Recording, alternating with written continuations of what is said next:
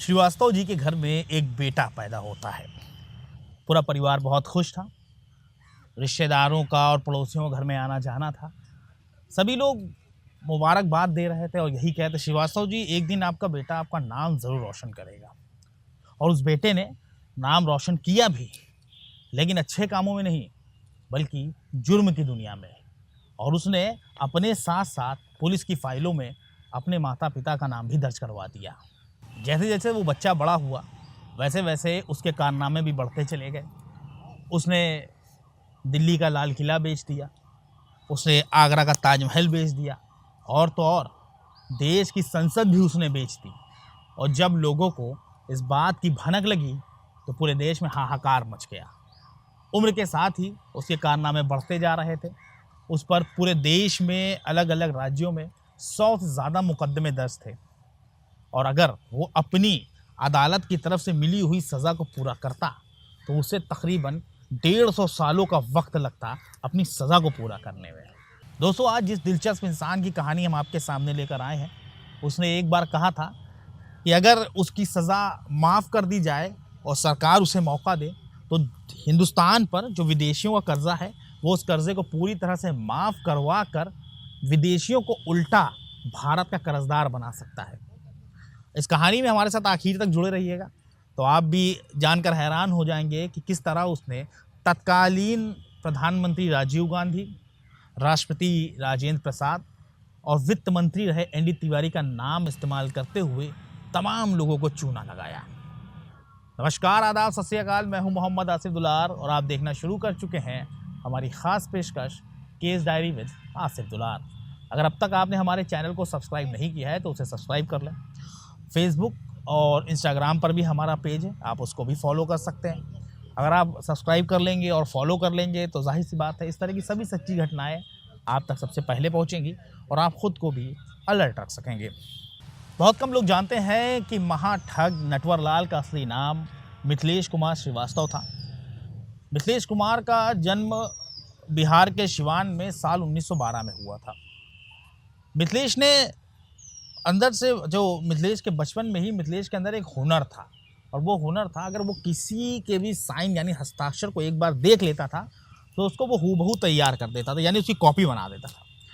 इसी तरह उसके पड़ोस में रहने वाले एक उसके पड़ोसी थे सहाय करके। सहाय साहब ने एक बार मिथिलेश कुमार को एक डिमांड ड्राफ्ट दिया कि बेटा जाके इसको मेरे खाते में जमा करा दो। मिथिलेश कुमार उस डिमांड ड्राफ्ट को लेकर बैंक पहुंचता है। अब मिथिलेश कुमार ये सोचता है कि भाई मैंने बैंक ड्राफ्ट तो जमा कर दिया, लेकिन अब यहाँ आने जाने का मेरा जो टाइम जो वेस्ट हुआ उसका मेहनताना कौन देगा। लिहाजा उसने तुरंत एक फॉर्म भरा विड्रॉल का, उसमें हूबहू उनके सहाय साहब के साइन बनाए और उन्हीं के खाते से 1000 रुपये निकाल लिए।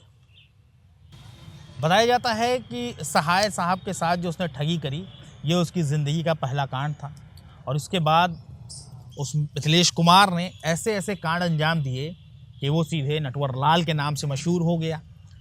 किसी ज़माने में एक फ़िल्म बनी थी राजा नटवरलाल, जिसमें अमिताभ बच्चन ने एक्टिंग की थी।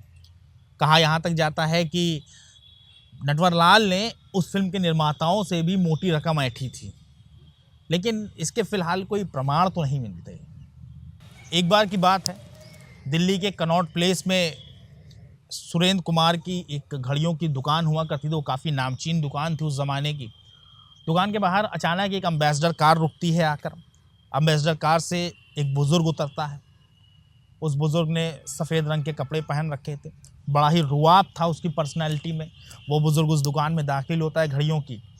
दुकानदार भी देखकर थोड़ा इम्प्रेस हो जाता है तो उस बुज़ुर्ग को बैठाता है दुकानदार और पानी वानी पिलवाते हैं। कुछ देर की बातचीत तो उस बुज़ुर्ग और दुकानदार के बीच में कुछ देर की बातचीत में ही दुकानदार इतना इम्प्रेस हो जाते हैं कि उसे चाय भी मंगा कर पिलवाई जाती है। उस बुज़ुर्ग ने अपना तारुफ तत्कालीन वित्त मंत्री एनडी तिवारी के निजी सचिव डीएन तिवारी के तौर पर कराया। बुज़ुर्ग ने बताया कि इस वक्त प्रधानमंत्री राजीव गांधी का जो वक्त है वो ठीक नहीं चल रहा है, लिहाजा राजीव गांधी ने पूरे देश के वरिष्ठ नेताओं को बैठक के लिए दिल्ली बुलाया है। सभी की बैठक होनी है और राजीव गांधी चाहते हैं कि वो अपने हाथों से सभी नेताओं को, सांसदों को और जो भी उनकी पार्टी से जुड़े हुए अच्छे लोग हैं, उनको वो अपने हाथों से घड़ियाँ गिफ्ट करना चाहते हैं। लिहाजा उस बुज़ुर्ग ने कहा कि मुझे 93 घड़ियाँ चाहिए और इसका पेमेंट सरकार की तरफ से किया जाएगा। दुकानदार को एक साथ 93 घड़ियाँ बिकती हुई दिखाई दे रही थी। उनके अंदर भी कहीं न कहीं लालच आ गया। सारी महंगी घड़ियों को पैक कर दिया गया। उसके बाद जब पेमेंट की बारी आती है तो बुज़ुर्ग कहता है कि इसका पेमेंट सरकार की तरफ से किया जाएगा, लिहाजा मेरे साथ जो है अपने किसी कर्मचारी को भेज दीजिए और मैं ऑफिस पहुँच कर इसका बिल बना दीजिए, बिल के हिसाब से इसका पेमेंट कर दिया जाएगा। दुकानदार भी भरोसा कर लेता है, तो वो अपने सबसे भरोसेमंद कर्मचारी को उस बुज़ुर्ग के साथ भेज देता है। बुज़ुर्ग उसे एम्बेसडर कार में बैठाता है और पीएमओ यानी प्रधानमंत्री ऑफिस पहुंच जाता है। नॉर्थ ब्लॉक में जाकर उनकी गाड़ी रुकती है। वो बुज़ुर्ग गाड़ी से उतरता है, फिर दफ्तर के अंदर चला जाता है और उसके साथ साथ वो दुकानदार का कर्मचारी भी उस दफ्तर में दाखिल हो जाता है। अपने वायदे के हिसाब से वो बुज़ुर्ग दुकानदार के कर्मचारी को तकरीबन 39,000 रुपये का एक ड्राफ्ट बनाकर दे देता है। दुकानदार कर्मचारी उस ड्राफ्ट को लेता है, बहुत ही खुशी वो वापस कनॉट प्लेस आता है और अपने मालिक को जाकर वो ड्राफ्ट दे देता है। अब मालिक को पेमेंट मिल चुका था ड्राफ्ट की शक्ल में। ड्राफ्ट में फर्जीवाड़ा भी नहीं होता था, लिहाजा उसे भी तसल्ली हो गई। अगले दिन दुकान का मालिक लेके जो है ड्राफ्ट को लेकर बैंक पहुंचते हैं पूरे भौकाल के साथ कि अभी जाऊंगा, अभी मैं जमा करूंगा, 2 घंटे में पैसा मेरे खाते में आ जाएगा। जैसे ही वो ड्राफ्ट काउंटर पर जमा करते हैं, बैंक कर्मचारी देखता है ड्राफ्ट को, और जितनी तेज़ी से उन्होंने उस बैंक कर्मचारी को ड्राफ्ट दिया था, उतनी तेज़ी से वो ड्राफ्ट वापस आ जाता है।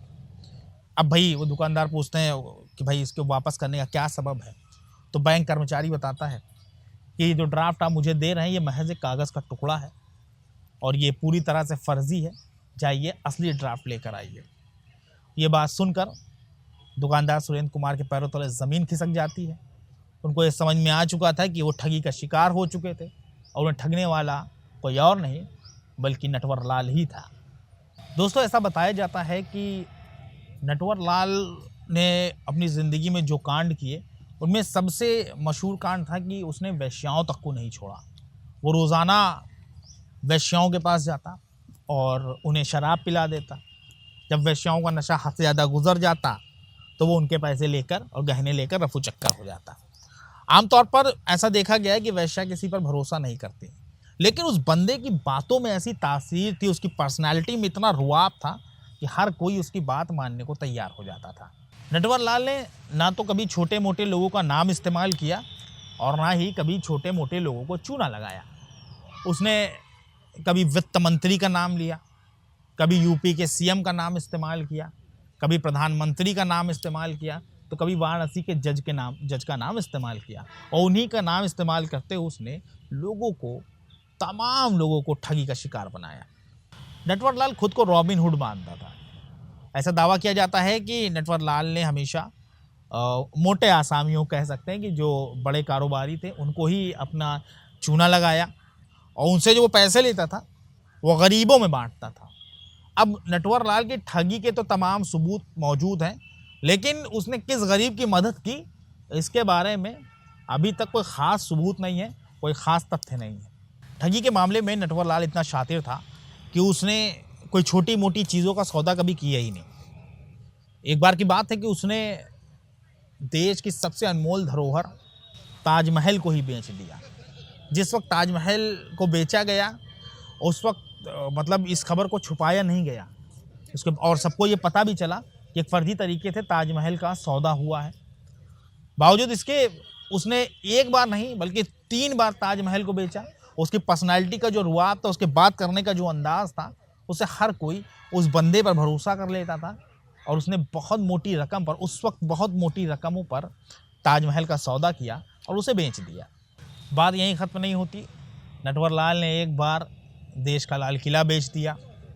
उसने एक विदेशी कारोबारी के हाथ बहुत मोटी रकम में लाल किले का सौदा कर दिया।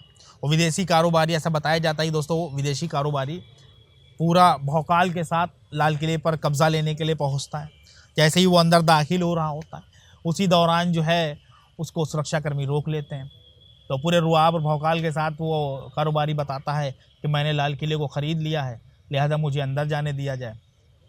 इस बात को सुनकर सुरक्षाकर्मी भी हैरान परेशान हो जाते हैं। वो आदमी सबूत के तौर पर वो कागजात दिखाता है जो नटवर लाल की तरफ से उसे दिए गए थे एग्रीमेंट के।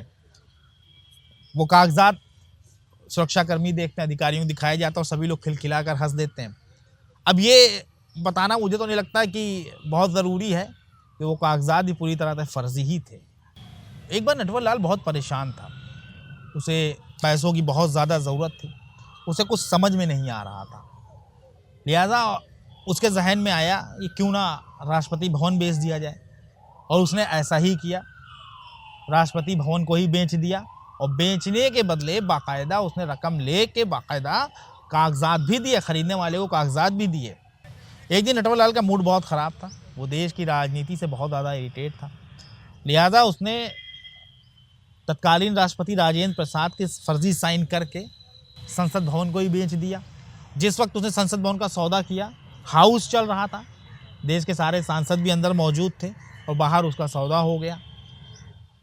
ऐसा कहा जाता है कि नटवर लाल ने कभी छोटे मोटे कांड नहीं किए, उसने हमेशा एक बड़े अधिकारी या बड़े नेता बनकर हमेशा बड़े कांड अंजाम दिए और लोग उस पर भरोसा भी करते थे। नटवर लाल ने करीब करीब देश की सभी कीमती इमारतों को बेच दिया था। नटवर लाल पर 8 राज्यों में 100 से ज़्यादा मुकदमे दर्ज थे। ऐसा नहीं कि उसे कभी गिरफ्तार नहीं किया गया, उसे कई बार गिरफ्तार भी किया गया, लेकिन हर बार वो जेल से, पुलिस की कस्टडी से फरार होने में हमेशा कामयाब रहा। नटवर लाल की वजह से और उसकी फरारी की वजह से तमाम पुलिस वालों को सस्पेंड किया जाता रहा, तमाम पुलिस वालों को बर्खास्त किया जाता रहा। नटवर लाल का कहना था कि उसने कभी किसी को नहीं ठगा, बल्कि लोग उसे हाथ जोड़कर पैसे देते हैं, लोग उससे कहते हैं कि भाई साहब ये पैसे रख लीजिए, और उसका साफ कहना था कि उसे पैसों की कोई ज़रूरत नहीं है। नटवर लाल को अदालत की तरफ से जो सज़ा मिली, अगर वो अपनी पूरी सज़ा काटता तो उसे पूरे 117 साल जेल में ही रहना पड़ता, लेकिन अफसोस कि हर बार वो जेल से फरार हो गया। नटवर लाल को गिरफ्तार कर लिया जाता है। 24 जून साल 1996 की बात थी। उस दौरान नटवर लाल जेल में ही था। नटवर लाल की तबीयत बहुत ज़्यादा ख़राब रहने लगी तो अदालत के आदेश पर उसे अस्पताल ले जाया जा रहा था। पुलिस की एक टीम नटवर लाल को लेकर जो है दिल्ली एम्स ले जाना चाहती थी, वो उसे लेकर रेलवे स्टेशन पहुंचती है। इसी दौरान नटवर लाल तेज़ी से हाँफने लगता है।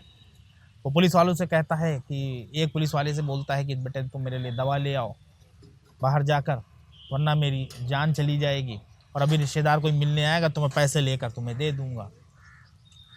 उसके बाद एक पुलिस वाला उसकी दवा लेने चला जाता है। बाकी पुलिस वालों से वो कहता है कि मुझे बहुत तेज़ी से पेशाब आया है और लगता है मेरी किडनी में कोई दिक्कत हो गई है, लिहाजा मुझे जो है वॉशरूम तक ले चलो। बाथरूम तक जाने की बात कही तो बाकी पुलिस वाले उसे बाथरूम तक ले जाने लगे। अभी वो प्लेटफॉर्म से गुजर ही रहे थे पुलिस वाले नटवर लाल को लेकर कि इसी दौरान क्या हुआ, कैसे हुआ, कब हुआ, कुछ पता नहीं चला।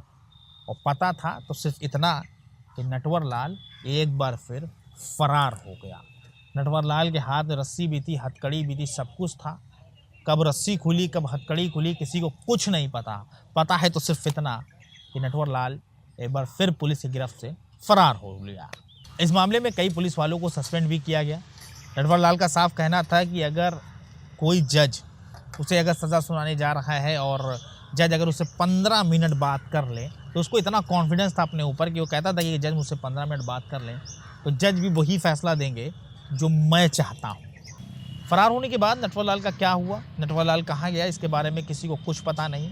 लेकिन साल 2009 में नटवर लाल के भाई ने एक वकील के ज़रिए अदालत में अर्जी दाखिल की कि नटवर लाल पर लगे हुए सभी 100 मुकदमों को हटा दिया जाए।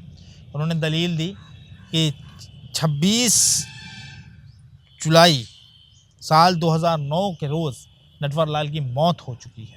नटवर लाल आज की तारीख में इस दुनिया में ज़िंदा है या नहीं है, इसके बारे में कोई कुछ नहीं जानता।